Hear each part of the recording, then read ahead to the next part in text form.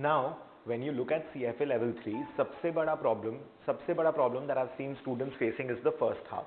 So first of all, try and get what is your syllabus structure and what is your examination pattern. Syllabus structure, if you'll see, a major weightage has been given to portfolio. Portfolio का weightage 40 से 60% के बीच में है. If you want the exact, I'll just tell you, it's 45 to 55.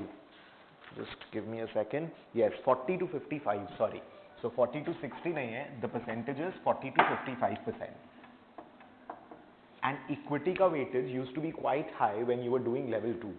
Level 1 से level 2 में जो भी differences था, the major difference was that you had normal questions and level 2 में you had a mix of questions, and with the mix of questions you had the item set वाला logic. तो item set से number of questions exactly half हो गया था. पहले 120 questions you used to do in 3 hours, you did exactly 60 questions in 3 hours. Obvious सा बात है, and difficulty level increased because level 2 में time management becomes relatively more of an issue as compared to level 1. मतलब half the questions and more time difficulty, इसका मतलब level of questions का difficulty has gone up quite a bit. Level 1 से level 2 का level 1 volume seems to be relatively higher. Level 2 में it is more of an issue with respect to थोड़ा सा difficulty level बढ़ जाता है, because foundation has been built in level 1, but level 2 में थोड़ा सा कंटेंट का डिफिकल्टी बढ़ता है. लेवल 2 से लेवल 3 में आओगे तो difficulty of content is not going to increase. It's not कि लेवल 2 से लेवल 3 बहुत ज़्यादा डिफिकल्ट दिखेगा, वैसा नहीं होगा. लेवल 2 से लेवल 3 का कंटेंट में 2-3 मेजर चीज़ है. वन इज़ कि न्यूमेरिकल्स थोड़ा सा कमती है. Level 2 was very number centric, but level 3 will have less of numerical, but the questions are not going to be a straightforward theory question. Questions will be very conceptual, right? That is one change. दूसरा चीज़ जो होता है level 3 में, your portfolio is a very important part. Now when you talk about equity भी पढ़ेंगे तो portfolio perspective से पढ़ेंगे. As in say for example, I'm valuing my equity, I have an equity portfolio. So I have an equity portfolio. So how is equity going to be structured within the portfolio? So if you're studying equity, it is from a portfolio perspective. When you study fixed income management, fixed income portfolio management part 1, fixed income portfolio management part 2. These are your two major chapters in your fixed income वाला portion. तो fixed income भी पढ़ेंगे तो that has to be again from a very portfolio perspective. As in कि पूरा का पूरा portfolio में अगर देखेंगे तो asset का duration कितना, liability का duration कितना, whether the duration mismatch is there or not. How do you hedge? How do you create a portfolio of fixed income bonds? How do you measure the risk, the sensitivity, the risk factors, etc. of the whole portfolio of fixed income instruments, right? So वो सारा चीज़ अपने लोग को fixed income का, equity का, जो भी चीज़ देख रहे हैं, it has to be from a portfolio perspective. The major chunk of your syllabus is about portfolio. I'll describe the whole syllabus. Individual का portfolio कैसे बनता है, pension का portfolio कैसे बनेगा, फाउंडेशन या एंडाउमेंट है तो उसका पोर्टफोलियो कैसे बनेगा, पोर्टफोलियो का आरआर टीटी एलएलयू कैसे बनाओगे, risk return objectives, the tax horizon, time horizon, liquidity issues, legal issues and unique constraints. So how do you define that for an individual's portfolio और for an institutional portfolio, right? What are the biases that investors or retail investors, institutional investors project when they are making certain kinds of investments in any kind of a portfolio? Portfolio का manager है तो portfolio का valuation कैसे करोगे, उसका manager को कैसे value करोगे, पोर्टफोलियो को रीबैलेंस करना होगा. If you remember IPS, you plan a portfolio, you execute the portfolio and then you keep on monitoring and rebalancing the portfolio. So execution होगा तो उसमें ट्रांजैक्शन कॉस्ट कैसे लगेगा, how do you calculate the transaction cost, how do you calculate the taxes, how do you try and save taxes. You're not going to be studying the tax laws of a particular country or anything, but how do you manage with respect to taxes. It might be a good idea that say for example, I have a property to inherit from my grandfather. Instead of grandfather passing it to my father and my father passing it on to me, it might be a better idea that my grandfather passes directly to me. There might be certain taxes that you might be saving in that regard, क्योंकि 2 बार transfer की जगह खाली 1 बार transfer हो रहा है. Generation skipping, right? तो ऐसा बहुत सारा चीज हो सकता है कि आपको किस तरीके से अपना पोर्टफोलियो प्लान करना चाहिए. Say for example, a father should pass on the property to his son while the father is alive, because उससे gift tax is suppose कमती. लेकिन if it is also possible कि gift tax is very high, but if the father passes away and अपना will में वो अपने son को transfer कर रहा है वो property, maybe the inheritance tax is very low. So when you're planning an estate, these things also matter. These things also matter, right? So इसका taxation impact. When you're starting, so manager का evaluation करना, you had done level 1 में GIPS करके something global investment performance standards, वो वाला part के ऊपर पूरा का पूरा एक स्टडी सेशन है and GIPS is getting more and more important. So your syllabus is going to be concentrated around portfolio. So the first thing is that the level of difficulty is not increasing. The subject, the syllabus is going to be less numerical, right? But it's going to be absolutely conceptual. The second part is it's going to be focused much more on portfolio. And the third very important change, the most important change according to me, according to the students I've seen, is that first half of the paper they are not able to complete, and that creates a problem. So the paper का format किस तरीके से होगा? You have a 3-hour morning 9 to 12 का session, and you have a 3-hour evening or afternoon 2 to 5 का session. This has got your 60 MCQs and it has got 10 item sets. So this you guys have practiced quite a bit in level 2 and you will have no issues, क्योंकि अपने लोग को वो 10 item set से 60 MCQ देखना आता है, उसमें हम लोग को problem नहीं होगा. The problem portion is going to be this first 3 hours 9 to 12 का session, and it is actually going to be quite a bit of a problem. Trust me, it is going to be quite a big bit of a problem, the first 3 hours of your paper. वो 3 hours of the paper के कारण I do not have any statistics with me, I do not have any collected data with me, but with a lot of experience, with a lot of talking to people, 100% guarantee दे सकता हूँ कि most misrepresentation हो जाएगा, 100% guarantee देना, but in all probability most of the students have been not clearing the exam का one of the most important major reasons is just the first paper. So first paper वाला portion पे I'll tell you how to go about it. We'll have the question answer sessions and all. काफी सारा practice sessions हम लोग रखेंगे इसके लिए, and will not compromise on this bit. ये जो 9 to 12 वाला session है उसके लिए काफी मेहनत करना पड़ेगा, because this is where most of the people take it lightly. Because generally क्या होता है, concepts पढ़ लिए, questions मतलब देख लिए syllabus, we are very confident with the content and we go and give the exam. But ये 9 to 12 वाला थोड़ा सा ढंग से tackle किए बिना होगा नहीं clear. This is where most of the people are getting held back for a year because of this 9 to 12 का session. अब 9 to 12 का session के लिए the institute calls it the essay type questions, but if you compare it to the Indian exams, अपने लोग का essay type question मतलब you'll give a 8 mark, 10 mark, 12 mark question which we'll keep on writing for 2 pages, 3 pages, 4 pages. That is what the Indian examination point of view say. You'll see that these are the essay type questions. You'll keep on writing and writing. It's going to be an essay when you're looking at an essay type question. But when you talk about the CFA Institute, it is not exactly an essay type question. They call it essay type questions, but it is not essay type question. Like I'll give you one simple example.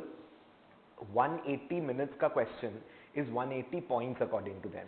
So 180 minutes ka paper, 3 hours 180 minutes you'll be attempting. You do not have a 100 mark paper that you're accustomed to. You do not have a 100 mark paper, you have a 180 mark paper. You do not have a 100 marks ka paper for 3 hours. You have a 180 marks ka paper, they call it 180 points. So every minute is every point, that's how you equate it. So you have 180 minutes ka paper, that's fine.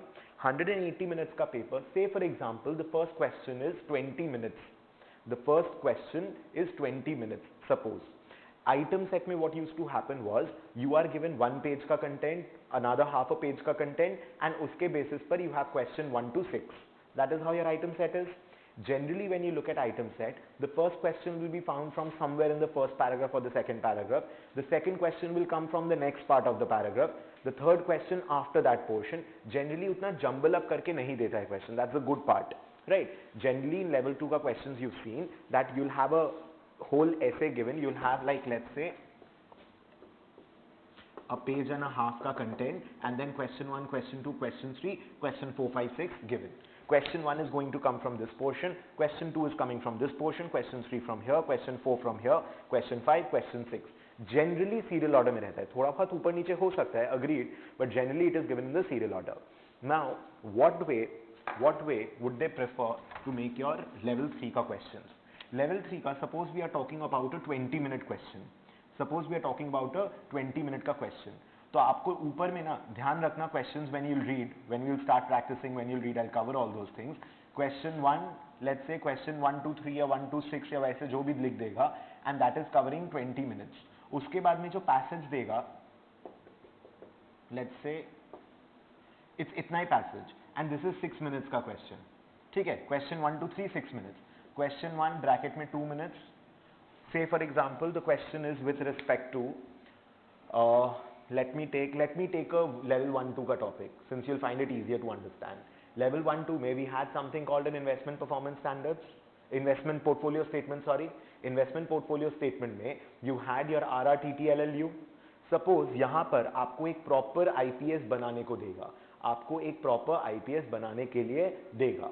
The first part of the question में they are describing, let's say there is an old couple, they have been working, the lady has been a teacher, the husband has been a businessman, he has significant wealth inherited from his father, but he has 4 sons of the age 8, 10, 12, 13. They are going to be getting a college education when they turn 19. It's going to be a 4-year college education. For the 4-year college education, you need to deposit at the beginning of every year for the 4 years of the education, itna amount. Inflation expected is itna. So you can have that kind of a question. You're understanding it's a very, very practical scenario. In that practical scenario, you'll be told these things.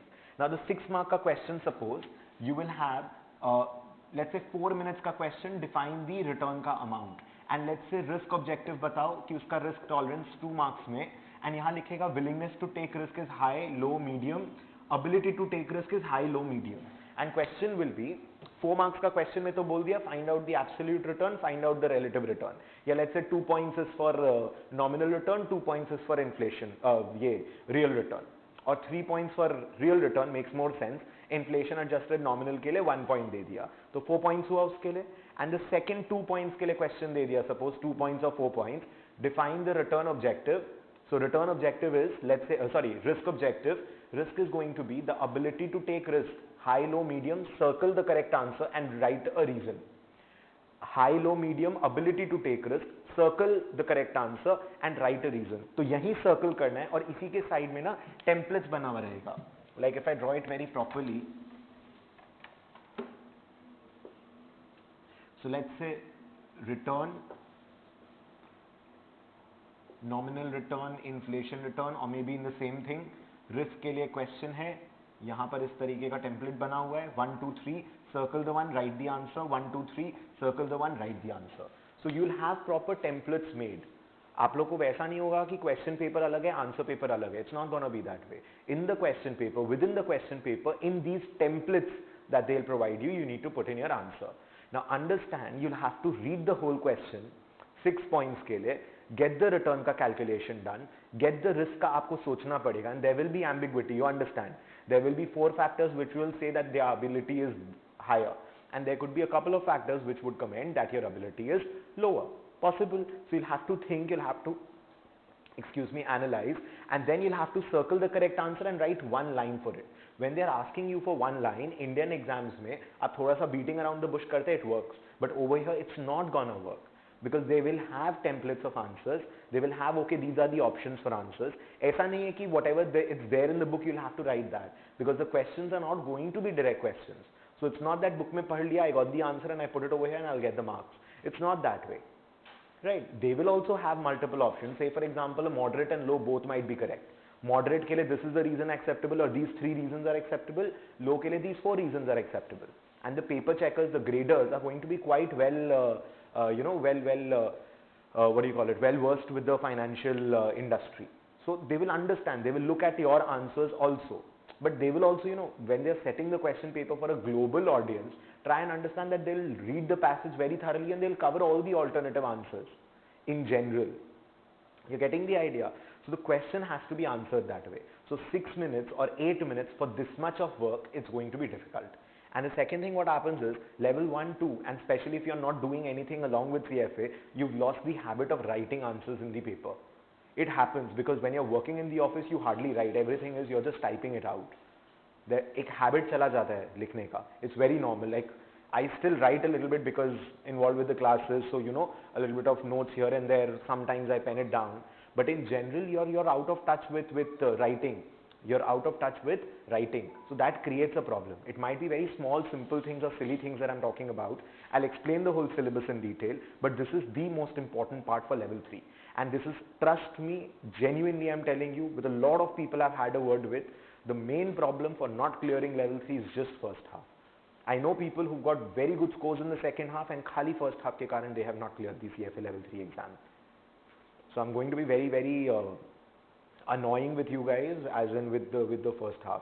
Practice session बहुत regular basis पे रखूंगा and बहुत सारे रखूंगा, कम से कम 4 3 hours का सेशन रखूंगा एंड कुछ में I would want to see like you know maybe sample of your answers and 1-to-1 discussions भी करेंगे अपने, but this part needs to be done, this has to be done किसी भी तरीके से, because this becomes very important part, this becomes a very important part, right. So यहाँ पर अब वो आंसर सर्कल करना, उसको लिखना, how do you write that answer, it has to be very crisp. They do not expect you, like Indian exams में तो say for example what is the definition of markets. So the definition of market is a place where demand and supply, or in essence the buyers and sellers meet. You write that whole line over here, the place where buyers and sellers meet, that is sufficient. अरे पूछा है आपको कि what is market, तो what is market ही बताओगे ना, उसको बता, the reason for this is, give a reason for this, the reason for this is. You don't have to write the reason for this is, you write your reasons, point 1 point 2 खत्म question. So they want the answers. Beating around the bush is not going to work. If they are asking you for 2 points, they'll not read the third and the fourth point. So if you are right, you will get the marks. If you are not right, you'll not get the marks. If you're direct to the point, you'll get the marks. If you try to, you know, कई बार Indian exams में भी do कि हम लोग को answer नहीं पता तो हम लोग दोनों साइड का आंसर लिख के आ जाते हैं कि अगर थोड़ा सा भी ambiguity होता है, we try to give it ना, that I'm confused about the answer, I try to give both the points. Whichever is right, the examiner will give me at least half a mark or 1 mark. That doesn't work over here. So over here, either you know the content and you can answer, or you do not know the content, you do not answer. And the content is going to be, since it is 40 to 55% portfolio, एक और problem क्या होता है ना, when you have a question, okay, this is from corporate finance, this is from mergers and acquisitions, this is what I had studied, so this should be the answer.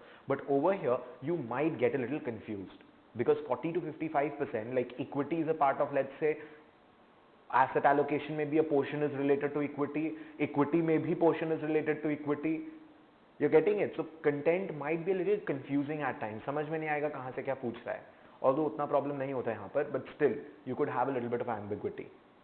And that kind of questions will be 180 points. It's not a 100-mark paper. You're giving an objective question type answer question paper of Indian exams के हिसाब से, जो 2 marks 3 mark का question paper नहीं आता है, वो 2 mark 3 mark type का जो क्वेश्चन पेपर है, वो पूरा 180 मार्क का question paper you are suppose to be attempting in a 100 mark वाला time frame.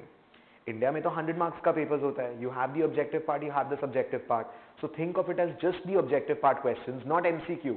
There is no MCQ, there is no true and false, there is no select the following. हाँ, true and false हो सकता है. Which of the following statement is true? Answer में क्या होगा, true false दिया रहेगा, circle करो, उसका रीजन लिखो. खाली सर्कल करने नहीं देगा, सर्कल करो, रीजन लिखो. It's possible you will not have to circle anything. They give it, a lot of questions will have circle this, write this. Derivative questions में you might have a little some और something which you need to do the calculations and show over here. Generally you do not need extra sheets. So जितना templates 180 points के लिए बना हुआ है, that is sufficient to cover your work. After that, you have a few blank pages wherein if required, you can put in, you can just put in continued on page this, and then you can go behind and write the answer in case you are not able to use the template. Again, it has to be tidy. I'm not saying that the handwriting, a lot of people have these questions ki handwriting mera kharab hai, chota hai, bada hai. The point is that the person, without taking a lot of pain, should be able to read your handwriting. It need not be a very flowery writing, it need not be a very beautiful handwriting. It needs to be legible. You have to be neat and tidy. You cannot do too much of crisscrossing and all. So that is again that students get actually थोड़ा सा paranoid हो जाते हैं, especially since level 3 में a lot of people are working already. So they've lost touch with the proper examination format where you're writing answers. And level 1, 2 में you've never written. Level 3 also you're writing only in the 3-hour paper. In the second 3 hours it's going to be very simple, your item set. Over here people generally do not complain until unless the paper is of a normal standard and the candidate has studied. But over here the candidate is always complaining with respect to the first half of the paper. He's always complaining, the candidate is always complaining, and mostly students flunk because of this portion. Mostly the candidates flunk because of this portion. I'm not trying to scare you, I'm trying to prepare you. Because even in the last batch I was telling these people that timing is going to be an issue, the first half is going to be an issue, so make sure that you guys are preparing with the time frame in mind. And still whoever faced a problem, the problem has been the scores have been with this section not doing well. For the couple of those who did not clear, the problem has been with this section and not with this section. So MCQ, yes, you will practice, and क्योंकि questions numerical कम होगा ना, ambiguity will be higher. You already understand with level 1 and 2 का ethics वाला section. You already have seen ethics section, level 1 and 2 is constant, level 3 also you have the same 7 standards. So you already understand the ethics ka idea in level 1 and 2. Whenever there is non-numerical or more ambiguous data, the answering becomes more difficult because you're less confident about the kind of questions, the kind of answers you're giving. But if you have a numerical, you get the answer and you're more confident when you have numbers. Numbers है, ऐसा बात नहीं है कि numbers नहीं है, but relative to level 2, they're quite less. It's quite less numerical, but conceptual रहेगा. And you will have study sessions related. Especially a few study sessions I'll make you mark, I'll go through the whole syllabus. There will be quite a few study sessions which are quite interrelated with each other. And वहाँ पर आप लोग को answers निकालना is going to be a little ambiguous. So you'll have to be very thorough with the content. Volume wise, the volume could be relatively lower than level 2. Difficulty level is not more than level 2 for sure. It's not going to be more difficult. But level 2 में क्या होता था? Maximum formulas, level 1 में 90%, 95% of the formulas you proved in the class. Level 2 में at least 70, 75, 80% formulas prove किया है या फिर उसका एक deduction या उसका logic तो 100% we've done. Level 3 में formulas भी कम हो गए and formula का logic या उसका derivation would be relatively less possible. Maybe 50% or 60% of the formulas we'll prove and 40% of the formulas you'll have to understand. You cannot prove it, you cannot, you know, it's like when you do a quants, when you do an annuity or when you do a probability, it was easier. The linear regression उसको समझना या B0, B1 का calculation समझना got a little, I'm not saying very difficult, but it was less, you know, मतलब automatically नहीं उतना click करता है. And यहाँ पर वही चीज़ is going to get a little more complicated. But otherwise syllabus is not difficult. Syllabus is lesser than level 2 and level 1 definitely. Syllabus is easier or at the same, at par. I would not say easier, but at par with level 2. But it is more ambiguous. It is more subjective. It is more understanding based. You'll have to relate with the practical point. अपने को थोड़ा सा practical approach as in, you know, this is what is like थोड़ा सा examples देख करके or this is happening in the industry. That is how you relate with this topic or this is how we understand these topics. That you'll have to do. But the essay type questions, that is going to be the most problem area. Not scaring you again, it's not a problem. Good number of people clear level 3 in the first attempt. Level 3's pass percentage is also 40% के आसपास. It's always a 40-50 or a 40-48 or a 38-43. That kind of a range is your pass percentage. So pass percentage is genuine, always up, above the 35-40% level, below the 50% level. So it's not that the pass percentage is bad and you cannot crack it in the first attempt. Definitely you can, but you are not supposed to be overconfident. You are supposed to be underconfident with this in the beginning. You're supposed to be practicing this very hard and you're supposed to be getting your confidence over here. This part is normal, you can manage. The 60 MCQs for 10 item sets, I'm sure you can manage. The problem is going to be over here and we'll have to do a lot of practice. So we have a few things in mind जो अपने करेंगे towards the second half once I'm done with the first book and the second book. Because वहाँ से IPS and all आता है, but there will be sufficient amount of practice done in this section that we'll actually personally take care of. So those things we'll be working on, right? So exam paper या exam pattern को लेकर कोई question, आप लोग का exam is going to be on the first Saturday of June, sorry, Sunday used to be earlier. First Saturday of June is your level 2 and level 3 always, that you already know. You need to be completing your syllabus. If we talk about the syllabus, you should be done by around April, mid-April or something, so that you have a decent month and a half to practice. A lot of things you'll have to revise. If you're not revising, you'll not be able to retain the content in the exam, because although the questions, whether this part, MCQ to definitely, even this part, even though the questions are not coming directly from the text, they will be from the text. So if, say for example, they've given you a situation and you need to write an answer, the answer will come from the content that you're studying. So ऐसा नहीं है कि, you know, with my experience I can answer the questions. वैसा नहीं होता है. An examination is little different and a practical life is a little different. You cannot help it. जो offices में कर रहे हो, it will help you. If you have an experience in the portfolio industry or something, it helps you to think. It helps you to understand or grasp things quicker. But at the same time, it's also a disadvantage at times, because you're thinking more on the practical standpoint. But for cracking in the exam, you need to be thorough with the content. So questions, although it will be analytical, it will be based on a case study or a subject or some content or some numbers, some figures, something given to you, but it will be from the context of the content that has been provided. So syllabus से ही आएगा question. At least जो LOSs define है इतना clearly, international exam, they have to define the LOSs very clearly, the learning outcomes. So the questions are going to be from the learning outcomes. So understanding and being thorough, because question देख करके भी ना, this helps. Question देख करके if you strike it out कि अच्छा ये question has come from this area of this subject, answer देना ईजी हो जाता है, बिकॉज देन यू रिमेंबर अच्छा ये कंटेंट था उसमें से ये क्वेश्चन आया है एंड उसके हिसाब से मेरे को आंसर लिखना है. It gets easier, it always gets easier. You can not treat this as an unseen comprehension. Indian exam मतलब पैसेज पढ़ा एकदम अननोन एंड उसके बेसिस पर पैसेज के बेसिस पर आंसर्स दे दिया, doesn't work that way.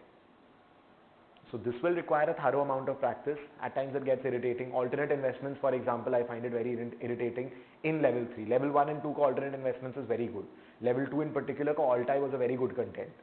But level 3 का Altai gets a little boring. GIPS people somehow do not find it very interesting, but we'll take care of that in the class. GIPS वाला बताऊंगा. GIPS has become very important. अच्छा, now a couple of more things before I start with the syllabus. The institute has that's my perception. The institute has started giving a lot of importance to Indian subcontinent, especially because most of the investments, India is supposed to be the hub of investments at the moment from a global perspective. That we all agree to. The second part is India का एक इन लोगों ने अभी CFA Institute had launched some India के context में CFA का handbook or something. So a lot of CFA members of in India had been interviewed and their perspective, like I had gone through the book, I had roughly browsed through it, I was not able to read the whole thing. They had a proper book, the PDF was available online. If you want, I'll just pass it on to you. I'll look it up and I'll pass it on to you. तो उसमें से for example portfolio industry लिया, mutual fund में कुछ prominent CFA लोग से बात करके, those who had done CFA charter holder से बात करके उनका कुछ interview type का या how the CFA is helping them, how CFA exams have helped them, and those kind of things were there.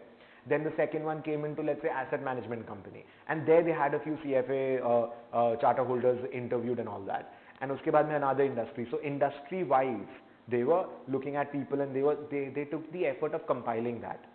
Right. Today again I was looking at an article the CFA Institute directly published something related to why CFA is very important in the Indian subcontext.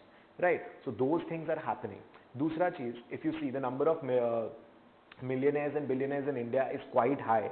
I'm not saying India is a very rich nation, but income disparity unfortunately is quite high, and the number of millionaires or billionaires, you'll find quite a good number of millionaires and the rich guys are over here. Hedge funds, everything that is happening in the US or in the West comes down to these developing nations dheere dheere karke. Right? So hedge fund industry is going to be developing in India. Private equity is already in a very good phase in India. And still with a lot of scope for pumping in even now. REIT, Real Estate Investment Trust, has already come to India. We're trying to have a lot of financial engineered products. You have the Punjab National Housing wala, Punjab ka housing finance wala aa raha hai na IPO abhi, ya aa chuka, aa raha hai abhi recently I just forgot the date. Punjab ka wo PNB ka housing wala aayega, Bajaj Finserv is working, they're doing very well, LIC housing finance is there. So when you look at the mortgage backed security, asset backed security, of course we've looked at it in a very negative light. When you've done level 1 and level 2, you've understood that MBS, ABS के कारण US economy default किया, या फिर उसके not US economy default किया, but the recession cropped up, Lehman Brothers defaulting, and all those things were attributed towards the MBSs and ABSs. MBS, ABS is not to be blamed. MBS, ABS is a very good thing. उसका utilize करना है या उसके ऊपर calculations करना है, उसके साथ में जो banks ने जो give it out to random people, I just care about selling the loans. So what the banks did with MBS, ABS, that was wrong. MBS, ABS was not wrong. So these things are coming to India. You will do a little bit of risk management portion also in the level 3 content. So that risk management also is becoming more and more important because you'll have the Basel III implemented by 2019. Banking sector and all is getting more and more important. You have the NBFCs coming over here. So that is going to be quite an important thing. And right now, if you've been tracking the stock markets, I'm not talking about trading perspectives. I always say when you're tracking the markets, you're tracking the economy. Why, what is happening in the economy. I never say कि traders बनो. Traders बनना है, professional traders बनो, part-time traders को I never encourage.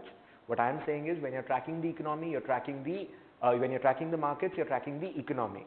So when you're tracking the economy, if you've seen, since 2010 onwards, I mean, especially I have got to see a lot during the very short tenure that I've been in the markets now. So 2010 onwards, I've been tracking the markets and the news and everything. There's so much of stuff that has happened on the political scenario. 2014 में BJP coming in, 2012 में Raghuram Rajan stepping in, 2010 and 8 के time पर 8 में 10 के बीच में recession and the Lehman Brothers hitting in, Greece का bankruptcy happening very recently, Eurozone crisis happening in, ISIS के कारण जो oil price $140 के ऊपर था, $20 के नीचे touch किया, and again it's gone up to $50-60 per barrel. So banking sectors and everything becoming so multinational. Bitcoin has coming and now something called a blockchain system is coming in within the banking industry. The Basel III kicking in. So when you look at so many things that's happening in the economy, in the economic and the political and the socio perspective, there's so much more to learn, there's so much more to explore. So बहुत ज़्यादा कुछ हो रहा है, especially in the Indian economy, there's so much more that's happening. So obviously I would advise you guys to capitalize on all that as much as possible.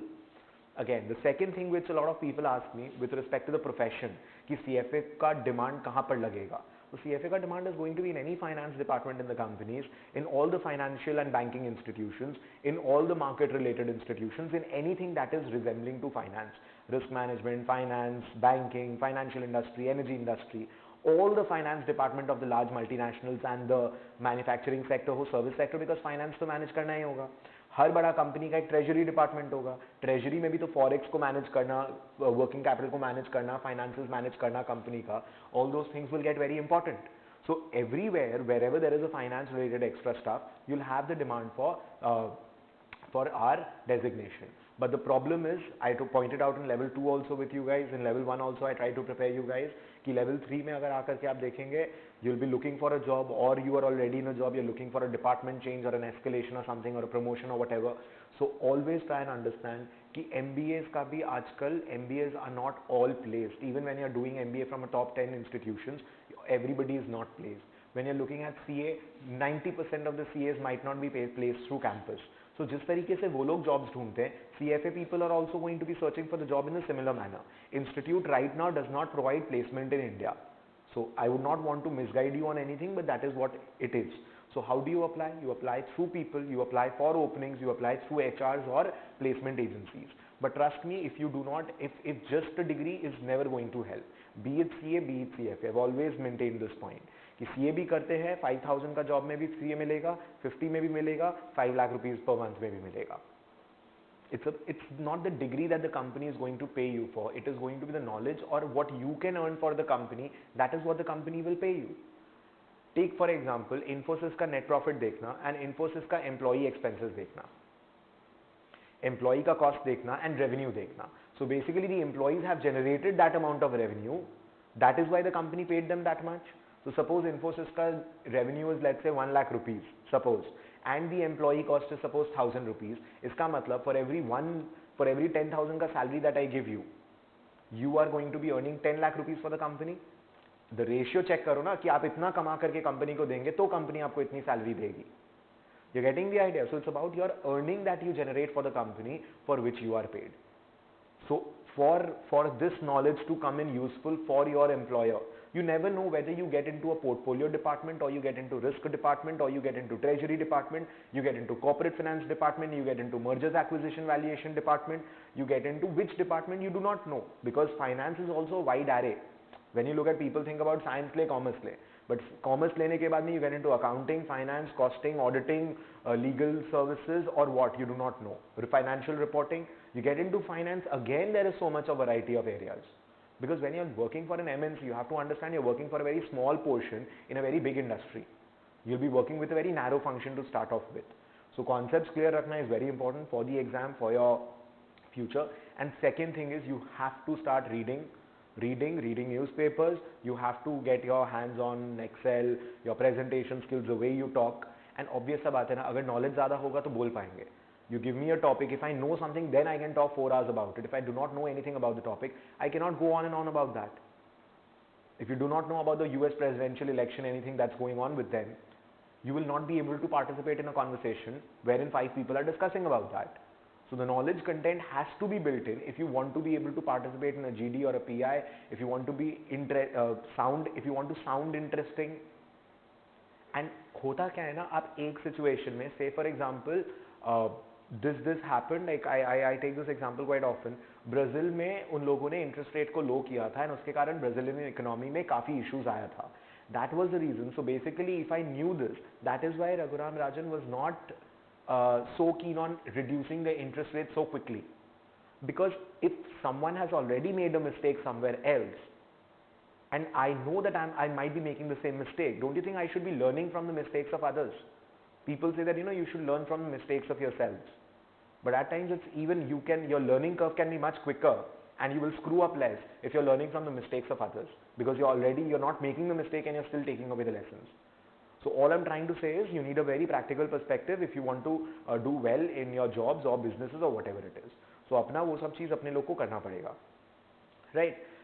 So this is about how CFA will because since up to level 3 आ गया, now you're very close to getting your charters. So this is something that you need to know about the industry, about the Indian economy, what you're looking at. It is obviously a very coveted designation. You're looking at this for whatever industry to enter into. It's going to be very important, and exam के लिए this is going to be the perspective. So how you're supposed to be studying is very simple. We generally work with the Schweitzer books. उसके अलावा जो भी additional होगा काफ़ी सारा चीज़ आपको दिया जाएगा. A lot of practice material we'll be working on. A lot of practice of this kind of content item sets is what we are going to be looking at. And you need to be completing your syllabus by mid-April so that you have a month and a half left. We'll also try our syllabus, our classes to wind up quite a bit in advance, definitely a month before, maybe a month and a half before. In all probability, I target generally 15th April or 10th April के पहले I want to finish off the syllabus.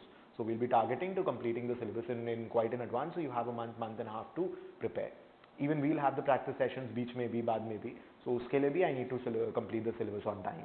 And you're personally, if you just updated with the classes, हफ्ता में 2 दिन होगा, उसके बाद में maybe we start off with 3 days in case required, but generally it's going to be twice a week. And उसमें अगर if you can just keep up with the classes, 6-7 hours of classes and maybe another, you just need to update. So whether it takes 6 hours or 10 hours to complete that much content in the week, you just have to do that. If you're parallel with the classes, you'll find it not difficult to clear your exams.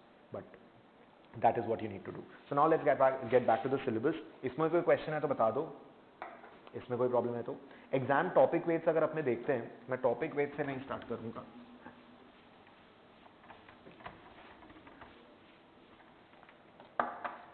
When you talk about the syllabus,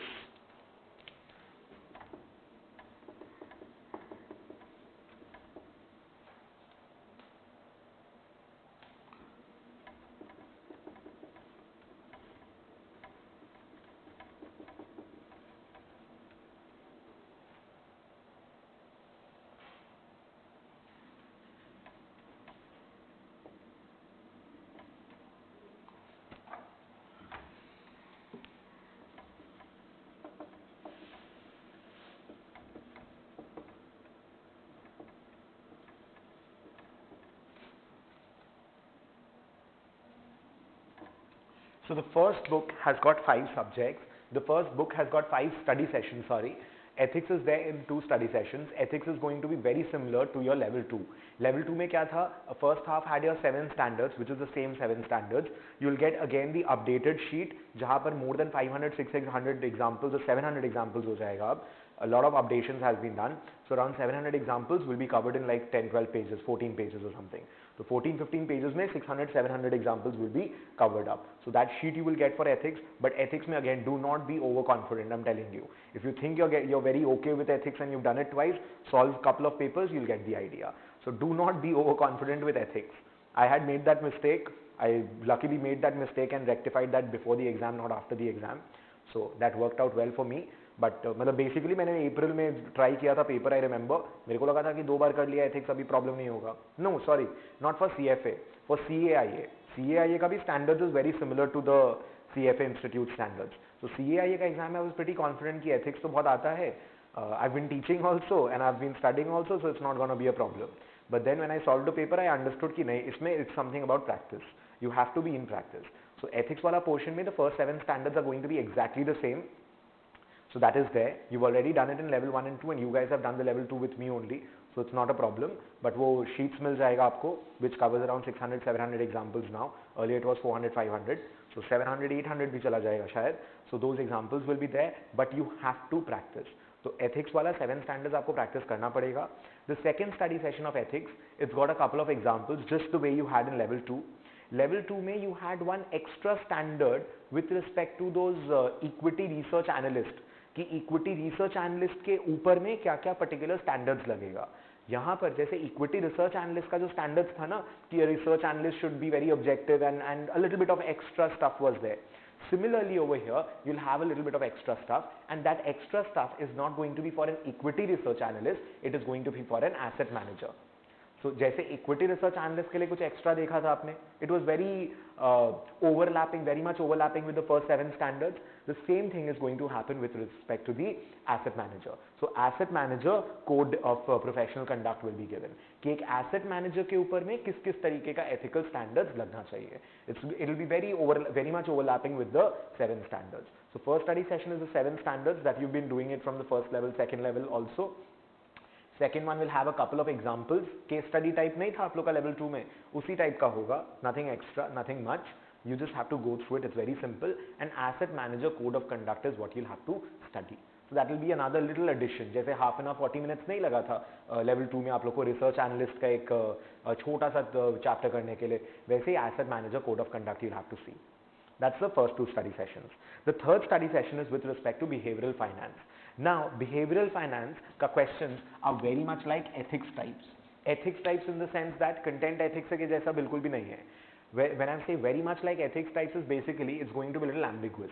The question is going to be very subjective and you'll have to do a little bit of practice. It'll be a little annoying content. It's interesting. It's a little finance psychology ka mixture. Behavioral finance.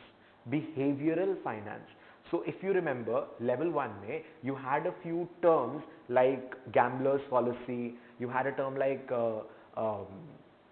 loss aversion biases, you had those few terms you had done equity ka study session mein. So cognitive biases and all those you'll have to study over here in your behavioral finance कि investor क्या क्या behavioral traits exhibit करता है. Say for example, an investor would always be keen on booking losses but not on booking profits, or booking profits but not on booking losses. Loss aversion bias, overconfidence. So say for example, market में अगर कोई मैंने I bought stock X, market में अगर information आया कि stock X is very good, मैं उस information को बहुत weightage दूंगा. अगर मार्केट में इंफॉर्मेशन आया स्टॉक एक्स इज बैड, ये बेकार इंफॉर्मेशन है, मार्केट वाला लोग कुछ भी बोलते हैं, प्रेस वेस बेकार है. So basically overconfidence, you are overconfident in what your perception is about a particular stock and accordingly you are giving weightage to those kind of behaviors. So behavioral biases exhibited by the investors is what you will be looking over here, and behavioral biases become very important in understanding because they give you those items, ये क्या बोलते हैं, ऐसे type questions from there. Which of the following behavioural biases, उसमें ना कुछ कुछ theories है, like investors are of 5 behaviour types according to this theory. फिर उसको क्वाड्रेंट में डिवाइड कर देंगे. ज्यादा ओवर कॉन्फिडेंट टाइप है, we will have 2 quadrants. So high low मतलब वो कॉम्बिनेशंस लेकर के बीच वाला investor is like an individualist, one is a strategist. So investor types, so you'll have to study the content, you'll have to study the passage. On the basis of the passage, you'll have to comment what type is the investor and give a reasoning for that, whether it's a strategist kind of an investor, whether it's a very influenced, मतलब कोई कभी बात सुन लेता है. So question में देगा कि there is this actress and she would always go to this person for an advice. वो जैसे बोलता था वो कर देती थी investments, and she would not use her brains too much. But her friend told her that this industry is going to do better, so she called up her portfolio guy and asked her to buy that shares. So basically she is influenced very quickly, very easily. So her category type is going to be different, her investor type is going to be different. So classifying investors on the basis of behavior, because when you are creating an IPS, you need to understand what kind of an investor you are making your IPS for. IPS is going to be a very important section. Generally IPS के ऊपर questions आना चाहिए as in essay type में, and 20 points का 2 question भी आता है कई बार, तो 20 points and 15 points IPS बनाने को दे दिया, 35 points. IPS के ऊपर you have around 4 study sessions. I'll discuss after this. You have 4-5 study sessions on just creation of IPS. The IPS you had studied in level 1 and 2 both, RR, TT, LLU. You'll have to create, RR will be a part of the template, TT, LLU will be a part of template. So time horizon you have to write whether it's a long, short or a medium time horizon, and why. Liquidity constraint is high, liquidity constraint is low, या liquidity requirement कैसा है. So you'll have to put those things into in your answers. So this behavioral wala section becomes a little, some people like it, some people do not like it. Generally people do not like this section because it's a little again subjective wala portion aa jata hai. So that's your behavioral finance. You're understanding the content. The 4th study session and the 5th study session is based on individual wealth management. So basically this is about the RRTT LLU of an individual. So you will be given an individual ka data, जैसे हम लोग अभी discuss किए थे ना, that the guy is there, his wife has been a teacher salary is fixed, the guy is also the guy is businessman, so uska risk high ho gaya from the personal profession. So those things you'll have to think, we'll have to practice a lot, so uske upar suppose 8 points ka we did na, risk and return aaya, that was 8 points. Then again next page mein continuation of that passage is happening, you have been given another 2 page of content. So I give you 1 page of content, I ask you risk and return. उसके बाद में I'll give you another page of content which is the continuation of this one, and then I'll ask you TTLLU के ऊपर में suppose 10 points. So 8 points and 10 points, this question becomes an 18-point question. You do not have a 100-mark paper, you have a 180-mark paper, remember that. And it is not writing rubbish, it is writing accurate answers. So you cannot be messing up with essay types. You think that you're very smart and you're going to be outsmarting the grader, that's not going to happen. Indian exam में generally we tend to do this कि subjective है, मन से लिख दिया, कुछ ना कुछ तो आ ही जाएगा, एवरेज में तो 40 प्लस ले आएंगे. वो mentality is there with the Indian exams, specially with the subjective professional exams में यू गेट बिग क्वेश्चंस. तो थियोरी वाला पेपर में you have this kind of mentality, but this not gonna work over here. बोलो sure about this one. So individual wealth management में one part is कि individuals का portfolio बनाओगे तो वो RRTT रिलेटेड ही है, that's a very easy part. The second part is the taxes related part. So taxes I was discussing now. Now say for example, I give something for charity today. Suppose I get an exemption. If अब आज मैं I want to donate 1 lakh rupees. ठीक है, that's my question. I think I will be dead by 20 years. ठीक है, if I donate 1 lakh today, वो 1 lakh के ऊपर वो 1 lakh को भी charity invest करेगा, charity फाउंडेशन इन्वेस्ट करेगा 1 लाख को. वो 1 लाख के ऊपर में जो 20 इयर्स में अर्निंग्स आएगा, charity is tax free. But अगर मैं वो 1 लाख अपने मरने के टाइम पर डोनेट करूंगा तो 1 लाख के ऊपर में जो भी इनकम आएगा that will be taxed. Think I want to donate 1 lakh rupees today. Should I donate 1 lakh rupees today to the charity और should I keep 1 lakh rupees in a fund of my own? Let that fund grow and वो 1 lakh का fund will become 1,40,000 in 20 years. When I die, I will pass it on. Which is better? So compare करना कि 1 लाख आज देना and 1 lakh बाद में देना, मतलब which one is better? So giving 1 lakh today is as good as giving, उससे better है giving 70,000 today will give the charitable trust the same benefit as giving 1 lakh with you and giving it afterwards. क्योंकि आज मैं 1 lakh charity को donate करूंगा तो मेरे को 30% का टैक्स बेनिफिट आज ही मिल जाएगा. So even by donating 80,000 today to charity I will have an effect of 1 lakh rupees. I think I am confusing you. या तो मैं अपना मेरे को आज ही 1 लाख डोनेट करना है. You have 2 options, give 1 lakh to charity today, right? And the second option is going to be, the second option will be you keep that 1 lakh in a separate account today. When you die, assuming you are going to be dead by 20 years, 20th year पे वो जो 1 लाख का जो भी amount बना होगा वो fund में, that you will donate to charity. Basically आपके पॉकेट से तो आज 1 लाख चला गया ना. Which one is a better option? जिसमें 20 इयर्स के बाद में अगर आज चैरिटी को जो डोनेट कर रहे हो उससे जो अमाउंट 20 इयर्स के बाद होगा, या 20 इयर्स के बाद आपके पास जो 1 लाख पड़ा है उसका जो अमाउंट होगा, whichever is higher should be the better option. Because आपके पॉकेट से तो 1 लाख चला गया ना. You give 1 lakh to charity today और you separately keep 1 lakh for charity today. Which option is better? Say for example investor, तो उसका कैपिटल गेन टैक्स अलग होगा, एस्टेट टैक्स अलग होगा, गिफ्ट टैक्स अलग होगा. So you know, having the taxation का impact, it's a little difficult, not difficult, I would not say difficult, it's a little complicated. मतलब complicated भी नहीं, बहुत सारे formulas है, बहुत सारे taxes हैं, but it's very interesting, it's very numerical, it's very interesting. The next portion, in the next, and then you have the estate planning. Estate planning I had discussed, कि whether you should be gifting your inheritance or you should be waiting to die and then the inheritance goes away to your second generation skipping. Instead of grandfather giving it to your father, grandfather directly gives it to you. So those kind of things in your estate planning will take place. And then in the next study session of the individual wealth management, you'll be talking about concentrated single asset position. Now say for example, without even realizing, the house we stay in is our real estate investment. The house we stay in is our real estate investment.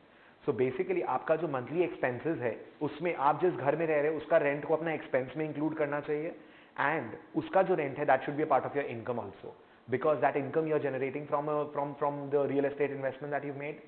मैं जिस घर में रहता हूँ that is a real estate investment for me. उसका जो rental होता that should be a part of my income and expense both. Don't you see I have a very concentrated position in the real estate market? So individuals might be holding a lot of concentrated positions. So concentrated positions ko how do you diversify, how do you work that out? That is going to be a part of the next study session in the individual ka second study session. In the second study session, a change has been made. There was a LIC related, I'll not tell you the chapter name, वो life insurance related कुछ एक content था, वो portion has been removed. हम लोग किए थे ना portfolio में कि if there is a let's say 20-year-old guy, he should be investing more in equity because he can earn for the rest of the years. If a 60-year-old guy, he should be having more into debt investments because he's not going to be earning anymore. So there is a human capital part. When I'm 25, I have a lot of human capital left because I'll be earning for the next 50 years. उसका present value is the human capital. But मेरा financial capital कम होगा. जैसे जैसे मेरा age बढ़ेगा, मेरा human capital कम होगा because remaining earnings will be falling. But मेरा financial earnings will be growing because I'll be saving, I'll be accumulating wealth. That chapter has been removed. The new chapter that they've introduced is risk management for individuals. Inflation इतना बढ़ गया है, markets इतना dicey हो गया है, a technological revolution comes in and suddenly the whole market changes. You bring an app and one business is outdated, right? So इतना सारा चीज आ गया है market में that risk management has become very important, and that is why a chapter on risk management for individuals has been introduced. That is the only major change that they've brought about in your level 3 curriculum. This chapter LIC वाला related जो chapter था, human capital lifetime something, that chapter is deleted and this new chapter on risk management for individuals has been included, right? This completes your first book. The second book in a way is going to be a little continuation. It's going to be a little continuation.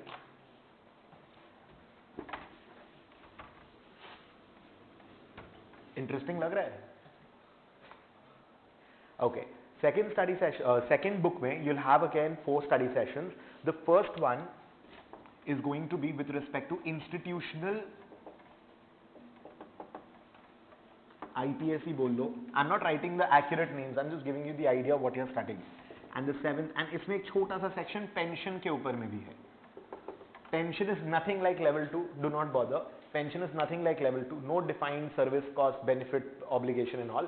Pension का fund, so basically when the employer defined benefit plan, contribution plan का जो amount इकट्ठा किया है ना, जिससे employees को we will be paying, तो वो amount जो इकट्ठा किया वो कैसे invest होना चाहिए, तो RRTTLLU of the pension fund that you've accumulated. So that related content, nothing related to level 2 का pension. Level 2 pension बहुत अच्छे से किए थे हम लोग, problem नहीं होना चाहिए उससे. Anyway, so that is in your this study session. So your IPS is basically this portion. General मतलब 4, 5, 6 is majorly your IPS वाला portion, but behavioral का भी ना IPS का question में इन लोग combine कर देते हैं. What type of investor is there? Then उसका risk मतलब 3 points का question दे दिया investor type and all पे, and then you have your RRTTLLU and all. So RRTTLLU could be for an individual. Taxes important हो गया ना, taxes पे पूरा एक chapter है, and RRTTLLU of an institutional portfolio. Number of chapter wise is going to be lesser. Number of chapter wise is going to be lesser, but the chapters are bigger. But still level 2 से comparatively your volume is less, right? But level 2 का ना एक एक page का volume बहुत जल्दी जाता था. यहाँ एक एक पेज का volume is not gonna go that quick. Like one page में formulas है, you're reading this, it used to go a little quick. But level 3 में it will not go that quick. There's a lot of stuff to in-depth understand in level 3. Anyways, you're understanding this bit. So this is your IPS section, which is quite important. This is your IPS section, which is quite important. You generally get an essay type question, maybe 18 points, maybe 30 points, maybe 35 points out of 180. The first half is very important, very, very important. The first part of the question paper, 9 to 12 wala session. The next study session becomes easy and interesting also. The 7th, 8th and 9th, CME is there. There's another chapter, asset allocation is there. And then is currency.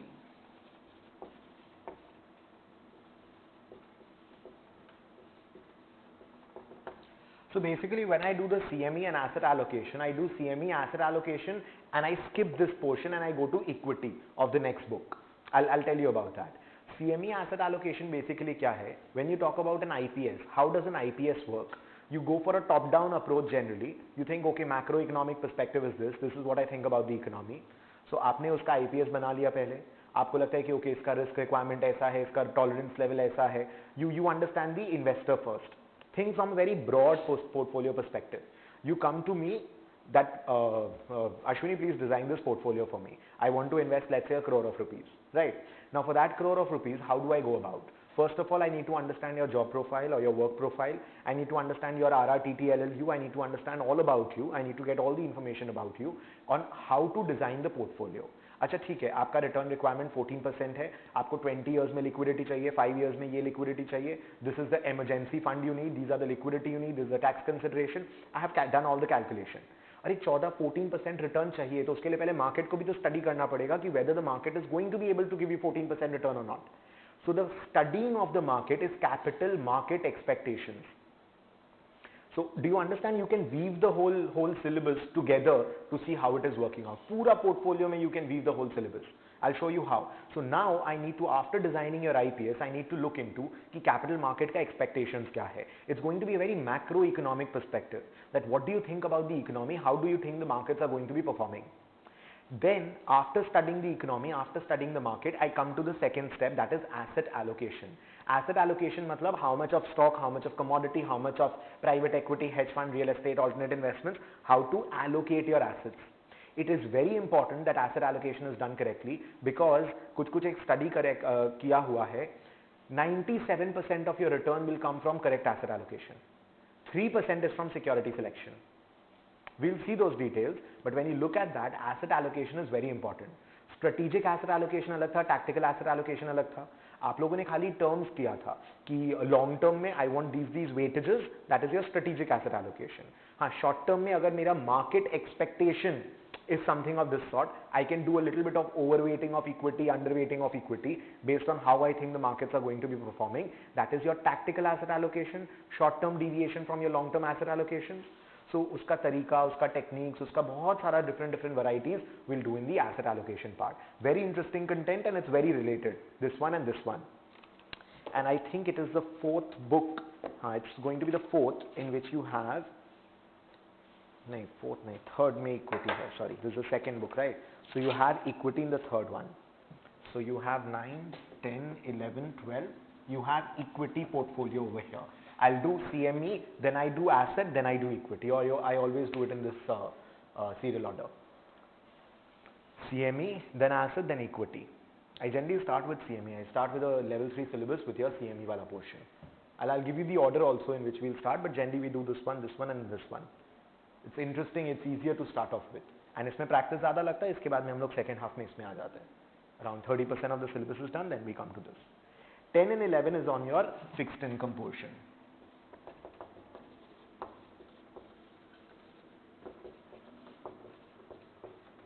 So fixed income is going to be about, how should your portfolio be?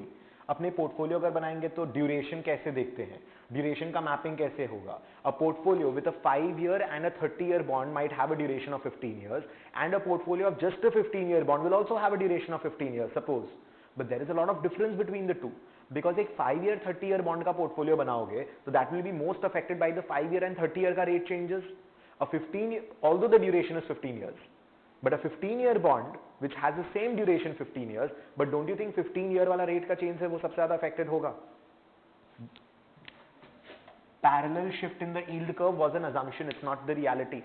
Parallel yield curve shift में आप assume करते हैं कि 0, 1, 2, 3, 4 लेकर के 15, 30 तक का all maturity का rates are going to be shifting by the same amount. वो Z spread को zero volatility spread को Z spread इसीलिए बोलते थे because all the rates you assume to be moving by the shifting by the same amount. That is why you called it zero volatility spread, Z spread, right? तो यहाँ पर भी वही चीज देखना पड़ेगा कि Z spread से वर्क नहीं करेगा, ये parallel shift assume करने से वर्क नहीं करेगा. I have a portfolio of bond which has a 5-year, 15-year, 30-year bonds and I have one portfolio which has just got a 15-year bond. 15-year bond will be more affected by this wala change. Now your yield curve can shift like this. Short-term, medium-term rates, short-term, long-term rates did not change much, but the intermediate rates changed too much. Or it could be like this. The short-term and the long-term rates changed too much, but the medium-term did not. ये butterfly shift होता था, एक yield curve twist होता था, steepness बढ़ा कि steepness नहीं बढ़ा. There used to be this. यहाँ पर जो 5-year, 30-year bond है, वो ज़्यादा खराब हो जाएगा, क्योंकि short-term, long-term rates have increase too much, so that portfolio will go down too much. But 15-year bond ka portfolio will not fall too much over here. But यहाँ पे 15-year bond का portfolio will fall too much, but the 5-year, 30-year bond will not fall too much. Although they have the same duration, so duration is not the correct measure. So when you have a portfolio of bond, how do you study that? How do you create a portfolio? Indexation of a portfolio, creation of a portfolio, measurement of the risk. Maybe we'll do cash flow mapping method, duration mapping method, lot of things are there. Lot of interesting stuff is there. So fixed income portfolio is not going to be fixed income per se, it's going to be fixed income portfolio.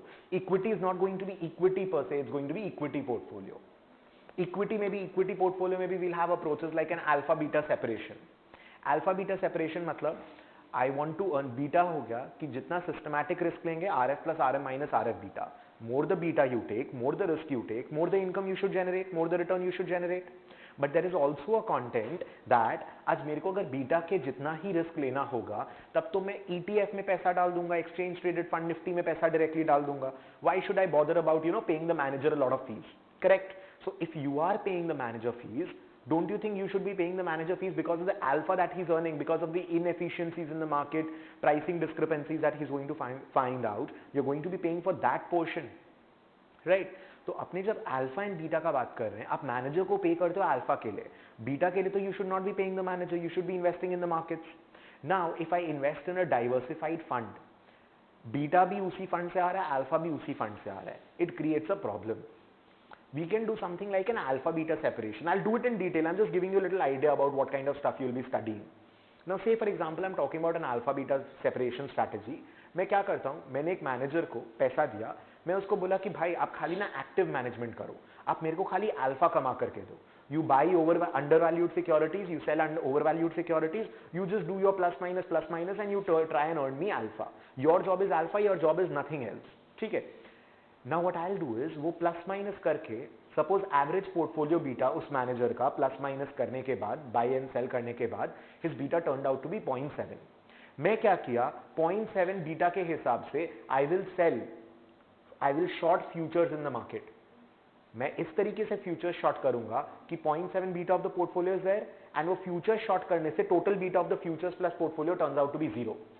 So basically वो manager खाली alpha कमाने के लिए बैठा हुआ है, उसका total beta along with the futures and the manager का position, the total beta turns out to be 0. बोलो फॉलोइंग. मैनेजर का प्लस माइनस करके कुछ पोजीशन है, उसका average portfolio beta is turning out to be 0.7. मैं 0.7 के हिसाब से फ्यूचर शॉर्ट कर देता हूं, जिससे मेरा फ्यूचर्स का पोजीशन एंड मैनेजर्स का पोजीशन का total is coming to a beta of 0. So the manager is taking 0 systematic risk and he is just working on alpha. Now what I'll do on the second half is, on the second portion is कि मैं maybe Nifty का कोई fund में, Nifty का कोई future में, S&P का कोई फ्यूचर में, I'll put in some money over there and I'll earn beta over there. तो मैनेजर को you are only paying fees for alpha and beta you're earning from another portfolio. So alpha and beta can be separated. ऐसा बहुत सारा approaches है, core satellite approach. The core portfolio 80%, 90% of the portfolio is to earn your beta and 10% of your assets you give it to a manager to earn alpha. Satellite approach. बहुत सारा तरीका है. Industry rotation करना. I want to overweight an industry, underweight an industry. I want to make a portfolio with particular risk factors. Like I want इतना exposure to unemployment rate, इतना exposure to interest rate, इतना exposure to income inequality, इतना exposure to GDP growth rate, इतना exposure to housing pricing index. I want these exposures to these macroeconomic factors. So I want to create a portfolio which is replicating these risk factors in the market. You're following this? So इस तरीके से मेरे को portfolio करना है. तो मेरा जो equity वाला part भी है, that is not equity, that is equity portfolio management. How do you design an equity portfolio? A lot of strategies with respect to that. So you see what is the market, you see what these guys require. Accordingly, then you assess market कैसा है, उनका asset को कैसे allocate करना है and उन asset allocation में equity का पोर्टफोलियो कैसा बनेगा, फिक्स इनकम का पोर्टफोलियो कैसा बनेगा. You getting the idea? And CME asset allocation के बाद I switch to equity. Currency market index is a separate topic. Currency has become very important because of the global transactions that people have, because of the multinational banks, multinational companies. Everybody is dealing with another country nowadays. Even the smallest of the traders and the smallest of 100 square feet shops also, they have cross-border transaction. आप 50 रुपए का सामान भी alibaba.com से मंगा सकते हैं. The retail वाला alibaba एक है ना, I am forgetting the site का नाम. So, हाँ, AliExpress. So AliExpress से you can, I saw the student is getting something, he bought 40 bucks, right? That 40 rupees pay करके and getting stuff delivered from China. So basically the smallest of the traders can trade online because of the e-commerce industry. Everything is happening cross borders. So currency hedging, it's very interesting chapter. Currency and currency hedging related यहाँ पर discuss कर रहे हैं. This is a very small part. Market index and benchmarks कैसा होना चाहिए उसके ऊपर we are going to be discussing. Benchmarks matlab, now I want my manager to be earning more return than Nifty. Now Nifty is a good benchmark. Why? Because Nifty में you can invest and all. But अगर मैं manager को बोलता हूँ you invest, Rakesh Jhunjhunwala is a prominent trader in the market. मैं उसको बोलता हूँ कि राकेश झुनझुनवाला का जो रिटर्न आएगा ना उससे ज़्यादा तेरे को कमा के देना है. If that is the benchmark I have set for my manager, that's a wrong benchmark. Because when I give him a 1 lakh rupees, does he know what Rakesh Jhunjhunwala is going to earn in the 1 year period? He doesn't even know the benchmark. Don't you think the benchmark is not measurable, not even investable? क्या आप Nifty में invest कर सकते हो ना ETF के थ्रू? निफ्टी का रिटर्न्स कैलकुलेट करना is more easy, but Rakesh Jhunjhunwala का पोर्टफोलियो को मेजर करना, उसका रिटर्न कैलकुलेट करना, don't you think it is not measurable, not very ambiguous and it's not a very good benchmark to give to the manager? So benchmark कैसा होना चाहिए उसके ऊपर एक छोटा सा थियरी कंटेंट है, but you are understanding you need to give a benchmark to the person ना that you need to perform better than this. Like I'll give you a benchmark. Okay, out of the next 60 questions, 70% questions should be correct, and from every subject 50% questions plus आपको right लाना चाहिए. I give you a benchmark. It's well-defined benchmark. You need 50% plus correct answers in everything, and you need an average of 75% correct answers on an average. Then the probability of clearing the exams is quite high. You're getting it? So the benchmark कैसा होना चाहिए? That we discuss. So the book 1 was this part, book 2 ended over here.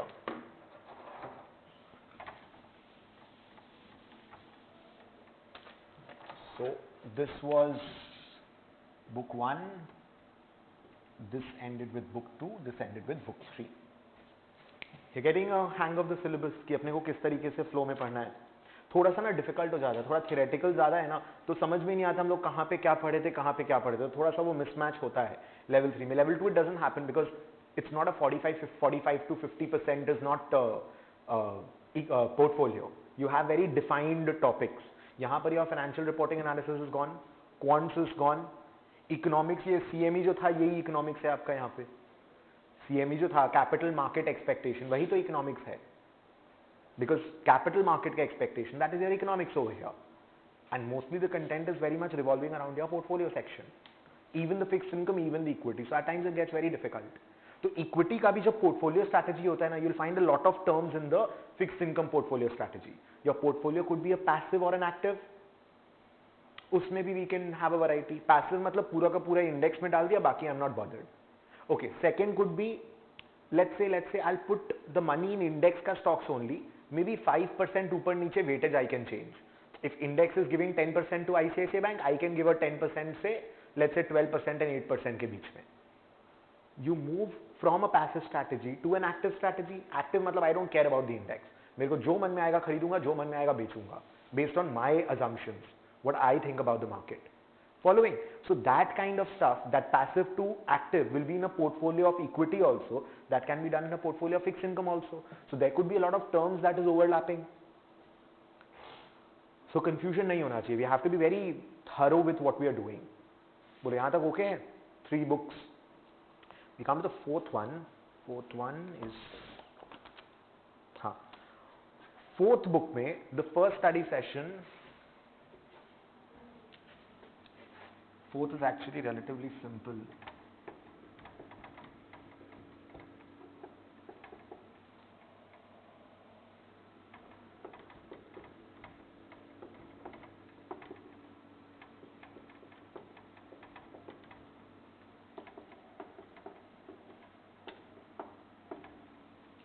Fourth ends with the first 3 study session. Alternate investments is the first one.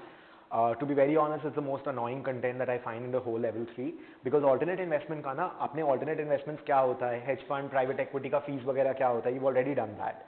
Real estate investment trust, valuation of private equity, you've done that in level 2. Level 3 में what they are doing is, अच्छा last 5-10 years में hedge fund का return has been इतना, equity का return has been इतना. So we have outperformed equity in the last 15 years in terms of return, but when you look at risk मेरा risk ज्यादा है. अच्छा now we look at private equity. Private equity का hedge fund के comparison में return ज्यादा है, equity के कंपैरिजन में कमती है. स्टैंडर्ड डिविएशन इससे ज्यादा है, इससे कमती है, लेकिन शार्प रेशियो देखोगे तो ये इससे ज्यादा है, इससे कमती है. So it becomes very annoying to be very honest. I'm being very honest about the content that it is that you have. So alternate investment, I find the content to be very annoying. But ठीक है, it's not very big. It's just one single chapter, a little bigger. And उसको table वेबल अपने थोड़ा summarise वगैरह कर लेंगे हम लोग, तो इश्यूज नहीं होगा. थोड़ा बहुत इंटरेस्टिंग पार्ट आएगा. Obviously you understand about the alternate investment industry in a much deeper way. You understand कि 2000 वो क्राइसिस के टाइम पे विच alternate form of investment was doing better. You understand how to create a hedge fund का benchmark. वो hedge fund का benchmark के comparison में how is the hedge fund industry performing. You had a lot of biases, right? Survivorship bias and all. Say for example, survivorship bias क्या था? आज hedge funds है, जो hedge funds last 5 years में नहीं अच्छा परफॉर्म किया है वो बंद हो चुका है. जो hedge funds अच्छा परफॉर्म किया है खाली वही लोग alive है. They are the ones who are surviving in the market. And when you create a hedge fund index, when you try to find out the return of the hedge funds, you only calculate the return of those hedge funds which are there in the market. Right? Survivorship bias. Don't you think you have biased the return upwards just by including those hedge funds which are surviving in the market? Sample selection bias. Hedge funds के ऊपर में regulations बहुत कमती है. Hedge funds, वो hedge funds अपना performance report करेगा जिसको मन है. जिस हेज फंड को अच्छा नहीं करता है, नहीं मन करता है, वो उसको परफॉर्मेंस को रिपोर्ट नहीं करेगा because it's not mandatory. They can not advertise. Less regulation, less transparency, more flexibility with whatever they want to do. Hedge funds यही था ना in comparison to mutual funds. We have done that in level 2. Will discuss all those things again. But when you look at hedge funds, so उस केस में वो index और hedge fund को देखोगे तो उनके बायसेस क्या हैं, कौन सा इंडेक्स में क्या प्रॉब्लम है. Now when you look at real estate, you had done something called a real estate investment trust. REIT trades like shares in the market. उसका एक अलग इंडेक्स होगा. NCREIF था, National Council of Real Estate something, right? So वो appraisal value के ऊपर में एक इंडेक्स बना दिया, not selling value. एक सेल्स जो होता है रियल एस्टेट का उसके ऊपर एक दूसरा इंडेक्स बनाया, एंड तीसरा बना रियल एस्टेट इन्वेस्टमेंट के ऊपर. तो जहां अप्रेजल्स हो रहा है, smoothening of returns and all happens. We have done that in level 1 and 2 both. Appraisal वाला में आप instead of making a 1 lakh rupees का property 1,50,000 in 10 years, you make 1 lakh into 1,02,000, 1,12,000. You appraise it on a regular basis. So you have smoothened the return वाला part. तो standard deviation कम हो गया ना. स्टैंडर्ड डिविएशन कम हो गया तो आप शो कर रहे हो कि उसका Sharpe ratio is bigger. So indices के बीच में भी क्या प्रॉब्लम्स है, क्या डिस्क्रिपेंसीज है, we need to study that. So yes, when you dig down into that, you find a lot of interesting portions. If you will just start mugging up, then it will not help. या तो आप रट्टा मार लो, इसका ये बड़ा, इसका ये छोटा है, लेकिन अपने लोग को रीजंस देखना पड़ेगा. बिकॉज ऐसे फिगर्स नहीं पूछेगा एग्जाम में. ऑब्वियसली एग्जाम में direct figures and all they not be asking. Obviously you'll have to understand the content, why this is bigger, why this happened, why is this ratio higher, this ratio is higher, but this ratio is lower. So we'll need to look into those parts in your alternate investments का content. Okay, alternate I, alt-I. Alt-I is small, it's easy, but it's a little irritating. 14 is interesting and totally new. Risk management में हम लोग अभी तक खाली standard deviation के ऊपर में डिपेंड कर रहे थे, but now when you look at risk management it's becoming very important. FRM specializes in the risk management area. It's the first level is more of the finance part, and the second level is totally focused into risk management. But risk management in general is becoming very important in the financial industry. आप hedging कैसे करोगे? Suppose I'll take an example of let's say a TCS. TCS का maximum revenue is going to be coming from the US because it's more of a exporting services kind of an organization. अगर मेरा maximum revenue US से आएगा तो मेरे को तो dollar रूपी का फ्लक्चुएशन से बहुत फर्क पड़ेगा. If rupee depreciate 66 का 68 होगा मेरे लिए फायदा है. Because for a $1 service earlier I was generating a 66 rupee का revenue, but I will generate a 68 rupees का revenue now. So if rupee depreciates, TCS is an advantage. अब दूसरा कंपनी जो इंपोर्टर बेस्ड इंपोर्ट करता है equipments, may be raw materials import करता है उसके बेसिस पर, ऑयल इंडस्ट्री से for example, it might have a problem with the depreciation of a rupee. So if they want to hedge their risk, how do they hedge their risk? How do you calculate risk? So a lot of derivatives will be required and something called a value at risk, which is one of the most prominent measures in risk management industry that we will study over here. Value at risk basically क्या बोलता है? Your favorite shape, you create a normal distribution. Let's say this is 5%. यहाँ का एक value निकाल सकते हो. ये जो वैल्यू निकल के आएगा, can I make the statement, suppose this is -10 lakh rupees, -10 lakh dollars, can I make the statement that there is only a 5% probability that my losses will be more than $1 lakh or $1 million? ये जो भी amount होगा, there is only a 5% probability that my losses are greater than $5 million, $1 million, whatever that amount is. Don't you see this is another measurement of risk wherein you're trying to concentrate on the tail wala portion? Because when you're talking about risk management, when you talk about stress testing, in bad situations, in bad markets, in downwards markets, will you be able to survive or not? That will depend on this portion of the risk, this portion of your data. तो risk management में वो सब चीज करेंगे, mathematical है, numerical है, बहुत interesting portion है. So you'll be discussing what are the different risk management techniques, different ways of calculating value at risk and all, different ways of hedging. And hedging is going to be the most important part in derivatives. So when you are looking at the derivative, the 3 chapters का नाम देखना, risk management using forward future, risk management using option, risk management using swaps. So in level 1 you understood what derivatives are, in level and the pricing तो नहीं किया था, pay off किया था आपने. Level 2 में you got into the pricing and the valuation of derivatives and a lot of calculation with that. In level 3 you get into a lot of how to use those derivatives in order to hedge your risk. Hedging using derivatives is very important in this portion. बहुत interesting है दोनों study sessions. Derivatives in particular, all hedging related stuff, and there's not going to be very new stuff. It's not going to be very new stuff. It's the same stuff which we will be applying. तो ऐसा कुछ नया formulas में ऐसा कुछ hardly कुछ आएगा. Now say for example that calculation will come in. अभी मैं बात कर रहा था ना कि अपना एक पोर्टफोलियो है, मैनेजर ने प्लस माइनस करके उसका बीटा 0.7 आया है. I can short futures and make the total beta to be 0. Right? So how do you do that? कितना future short करेंगे? Hedging में आएगा. You're hedging systematic risk. If you have a portfolio beta of 0.7 and you want to turn the beta into 0, that is hedging systematic risk, right? You're removing beta. And पूरा का पूरा portfolio sell करना is not a solution. Transaction cost कितना लगेगा? You'll be booking let's say capital gain. Suppose I know markets are going to fall, but I don't want to sell my shares because एक तो transaction cost लगेगा, दूसरा maybe 1 year कम से कमती है तो capital gain tax लगेगा, and the third one is maybe I have a controlling stake in the company and I don't want to sell the shares, but I know that the market rates are going to fall. If I do some kind of futures transaction, try to convert my beta to 0, don't you think बिना अपना shares को sell किए मैंने अपना risk को hedge कर दिया है? So how do you hedge? That is going to be covered in your derivative section. That is going to come up in your derivative section. बोलो, ठीक है? This portion. Sure, everyone. So that is what we'll be doing in the 15th study session. That completes your book 4. And the last book has portfolio rebalancing, evaluation and GIPS.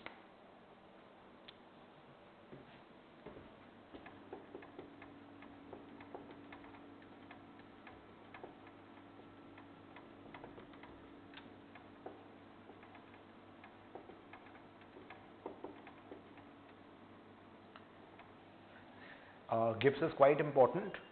GIPS कुछ लोगों को थोड़ा सा irritating लगता है, mostly लोगों को थोड़ा सा irritating लगता है. But the first 2 study sessions, these 2 are pretty decent. Execution वाला में ना you'll be doing a little bit something you've already learned. Order driven market क्या होता है, quote driven market क्या होता है. You'll study about the execution of a portfolio, execution cost. Now when you say, for example, if I say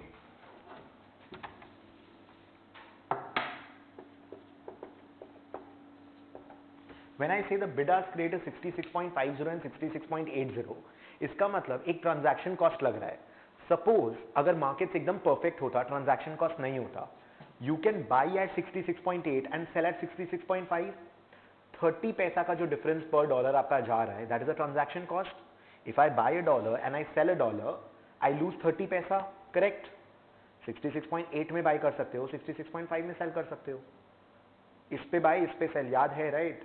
because जो dealer है वो 30 पैसा कमाएगा ना, because he is taking the risk, so he is earning 30 पैसा.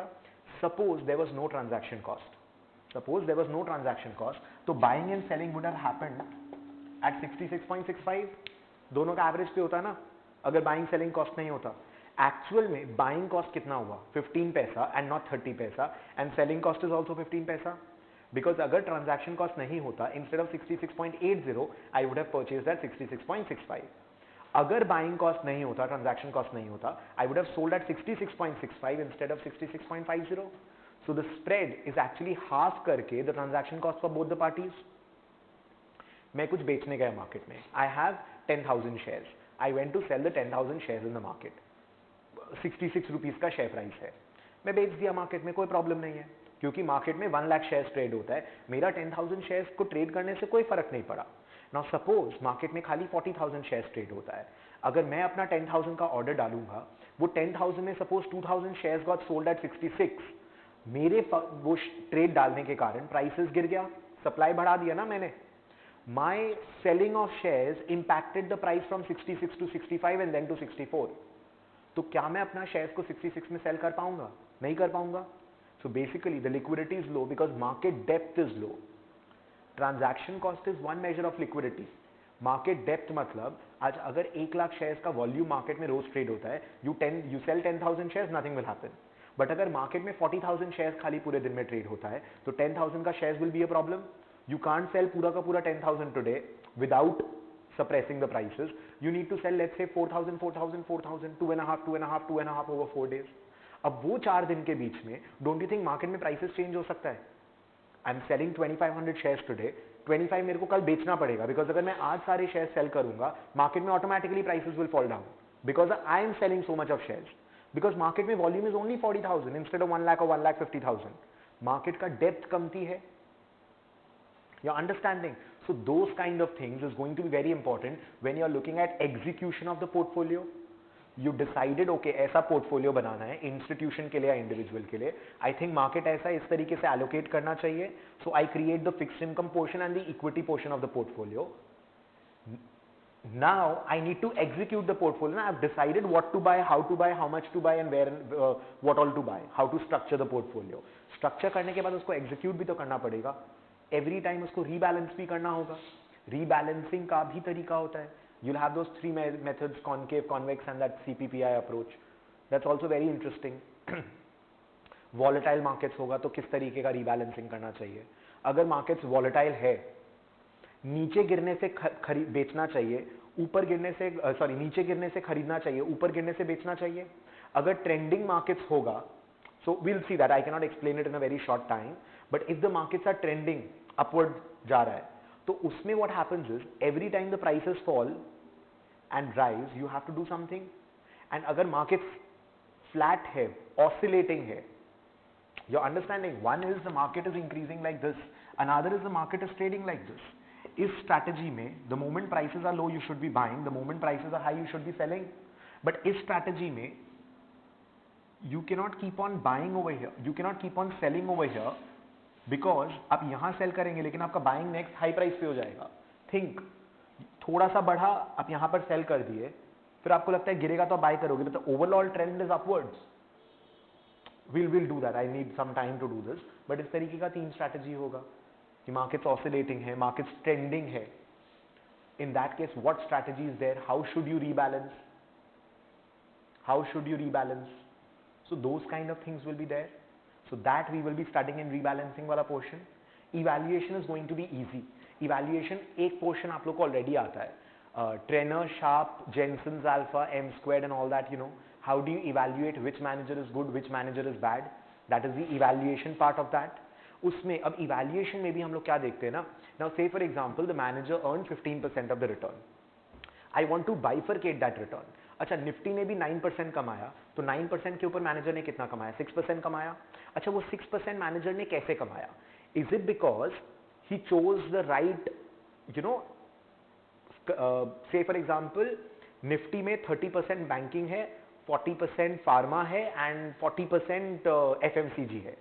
Manager ने 30% banking की जगह 40% बैंकिंग किया, मैनेजर ने 40% FMCG एंड फार्मा की जगह 20% and 50% किया suppose.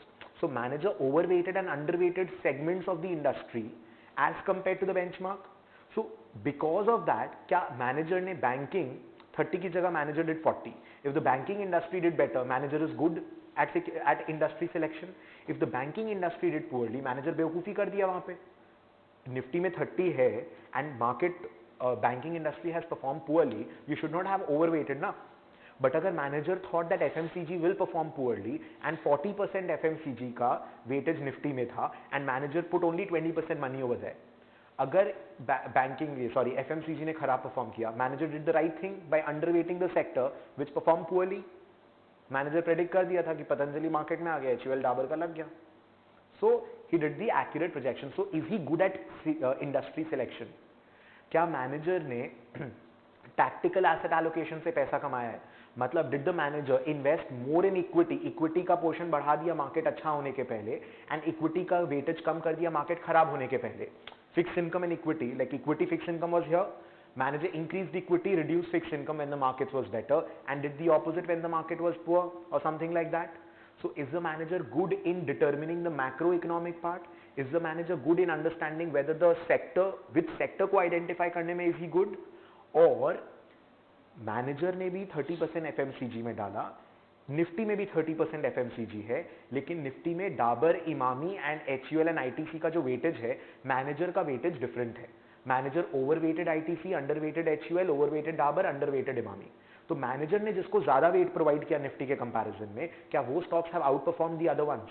So if the manager, that will determine whether the manager का security selection ability is good और not. You understanding the difference कि वो सिक्योरिटी बेटर सिलेक्ट करता है, वो इंडस्ट्री बेटर सिलेक्ट करता है, वो मार्केट का prediction whether the market is going to go up और गो डाउन, अकॉर्डिंगली वो अपना बीटा इंक्रीज करता है, बीटा डिक्रीज करता है, which you learn over here. So whether he is good at that. So those things you'll have to understand, analyze, comprehend, and then you will evaluate which manager is better and which manager is better for what. So if manager market timing में better है, तो उसको beta वाला strategy करने दो. Give him a macroeconomic risk. If the manager is good with security selection, उसका beta को zero रखो, लेकिन उसको alpha कमाने के लिए दो, alpha beta fund separation. So evaluating the manager, which manager is better. Sharpe ratios compare करना, और भी अदर मेजर्स है, डिसएडवांटेजेस है मेजर्स का. So you have to check which manager is good, which manager is bad, and then evaluate कहां पर कैसे कौन सा मैनेजर इज बेटर, किसके साथ इन्वेस्ट करना है, किसके साथ नहीं इन्वेस्ट करना है. Clear this portion, what you do in the evaluation part. Gibbs थोड़ा सा इरिटेटिंग लग जाता है लोगों को, because Gibbs is like an audit of the investment performances. If you remember what was Gibbs level 1 में किए थे, एक investment management company and all है. They will be presenting their reports, they will be presenting their research. Say for example, a mutual fund will be saying that last 10 years mein I earned 14% return. वो 14% return is calculated based on TWROR, MWROR, geometric mean use करके, arithmetic mean use करके. You need to understand that, you need to know that, right? So, so those things you'll have to study. अच्छा, कैसे performance standards बनता है? Now say for example, if my fund has, I have stopped, मेरा एक fund बंद हो गया है, तो एटलीस्ट बंद होने के 5 years तक you need to include that in your performance. So you follow these rules and regulations to prepare your investment performance कि मेरा ये रिटर्न है, ये रिस्क है, this is the past 10 year performance, 5 year performance, and then you can write the statement that मेरा जो statement है that is GIPS compliant. You cannot claim GIPS compliant for one fund. I have got an investment management company. I have 5 funds: equity, debt, hedge fund, private equity fund, large cap fund, mid cap fund. I've got 5 funds. मेरा जो large cap fund बहुत अच्छा चलता है, मैं उसको GIPS compliant कर दूंगा, बाकी funds को GIPS compliant नहीं करूंगा, नहीं चलेगा. Products को sell करने के ISI mark क्यों लगवाते हो? So that it gives a credibility to the customer who's buying your product. Similarly, why do you get the GIPS compliant done for your investment management reports and all? So that it gives credibility to what your earnings have been, because people know that you have followed standardized processes and all in order to create that report. GIPS is also getting quite important. A lot of people, especially with the western area, वो लोग GIPS compliant report and GIPS वाला area में you're getting a lot of demand over there. GIPS is quite an important section now, because especially after the crisis and all, जिस तरीके से लोग misrepresentation and all करते हैं investment returns and all का, people want more and more audited, more and more GIPS compliant returns. So how do you follow those GIPS? What rules and regulations you follow? How do you present those performances? That is going to be in the GIPS वाला part. जो level 1 में आप लोग किए थे last part में याद करो, input data, process used, formulas used, return calculation, private equity के लिए अलग section, real estate के लिए अलग section. So all those standards and all is what we will be studying in GIPS. थोड़ा सा boring लग सकता है, but it's then very useful. We'll try to make it as interesting as possible. But so this is something which people find a little irritating. Alternate investment generally, even I find it very irritating. But the rest of the content is quite interesting, especially the IPS and all ka creation. So one more thing I just had to point out, just a second.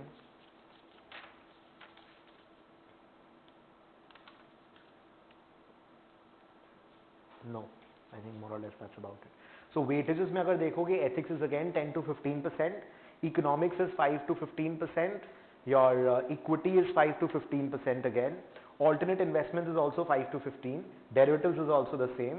The portfolio management and wealth planning is going to be 40 to 55. This portion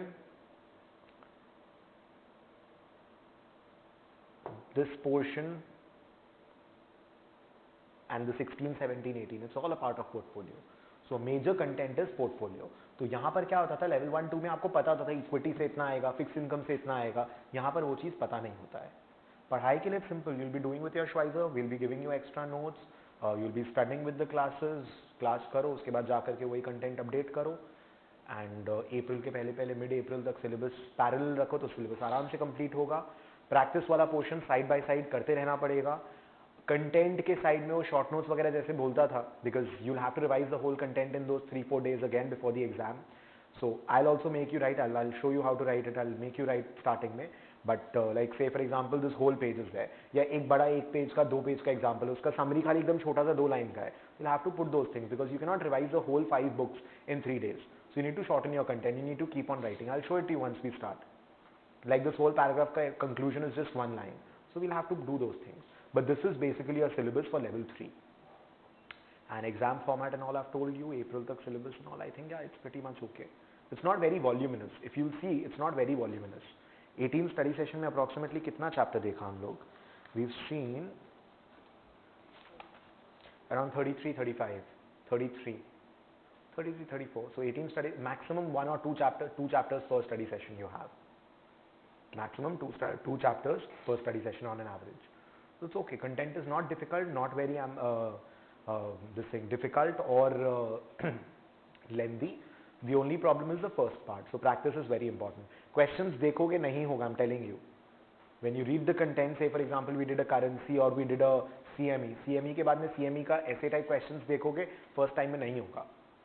तो वो हम लोग को समझना पड़ेगा. We'll have to understand techniques. We'll have to do a lot of practice. We'll have to understand the techniques of how to attempt essay type questions. Essay type question is the most important area to crack in level 3. If you do that, you will be through. Level 3 का first half crack हो गया तो second half तो हो जाएगा आराम से. बोलो कोई question है तो, anything that I've skipped?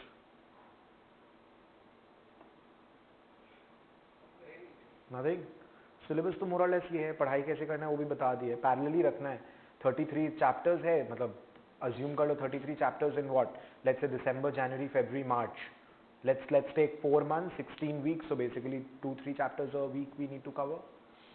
1 study session per week करोगे, 1-1.5 study session, you will be thorough with it. और तो कुछ करना नहीं है. 1 study session a week is I think pretty manageable. हो जाएगा. मिड अप्रैल तक सिलेबस खत्म करने का टारगेट रखना, बिकॉज प्रैक्टिस करना पड़ेगा, रिवाइज भी करना पड़ेगा. बिना रिविजन के यू नॉट रिटेन.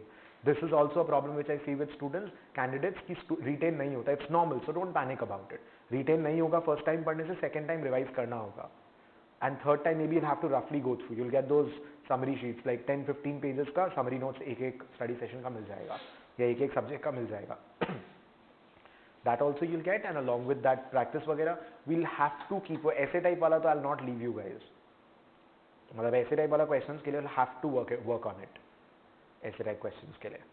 अच्छा ये भी एक्सपेक्ट मत करना कि जो बुक के पीछे, श्वाइजर के पीछे, या जो भी प्रैक्टिस मटेरियल जैसे भी प्रैक्टिस करेंगे इंस्टीट्यूट का मटेरियल यूज करके, institute material is not required to be studied पूरा.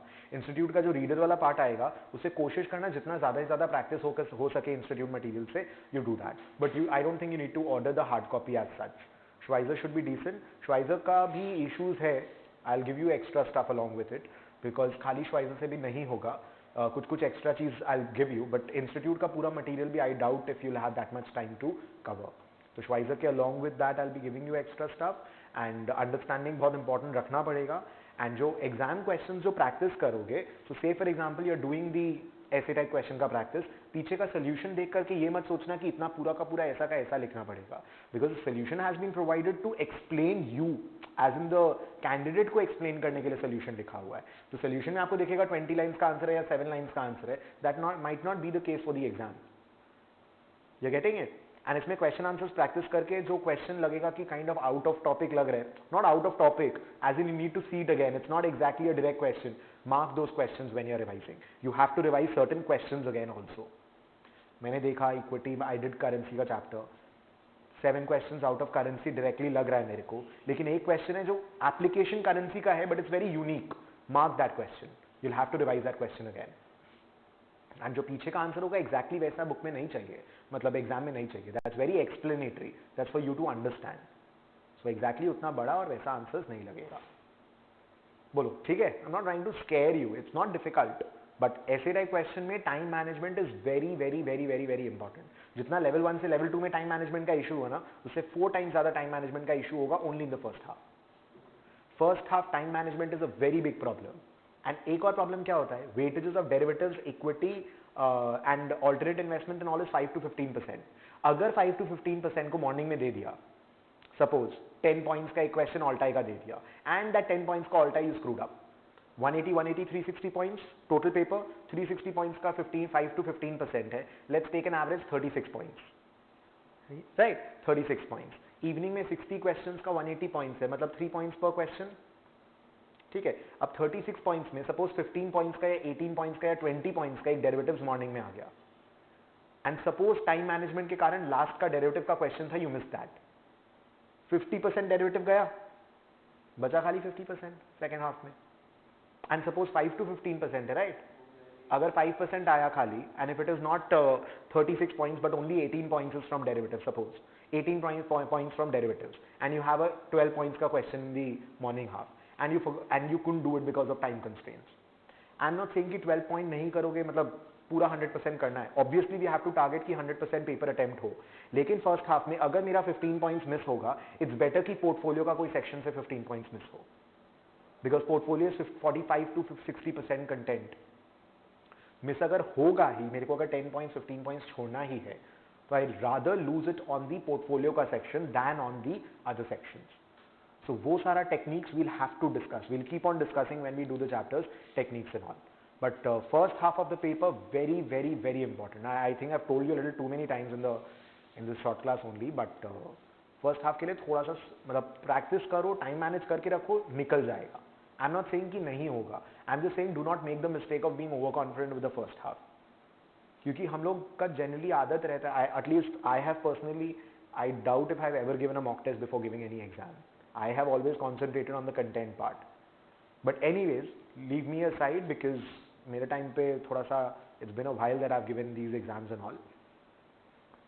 But yeah, I mean, in that case, I used to sit down and prove all the formulas myself. So you do that in case you want to avoid all the practice and all. सबका देखो पढ़ने का तरीका अलग होता है. सबका पढ़ने का तरीका अलग होता है, so I would not comment on that. But generally आपको practice करना पड़ेगा. एग्जाम में जनरली लोगों का होता है कि प्रैक्टिस कम करेंगे and you know they will just finish the syllabus हड़बड़ी में चले जाएंगे. फर्स्ट हाफ प्रैक्टिस के बिना नहीं होगा.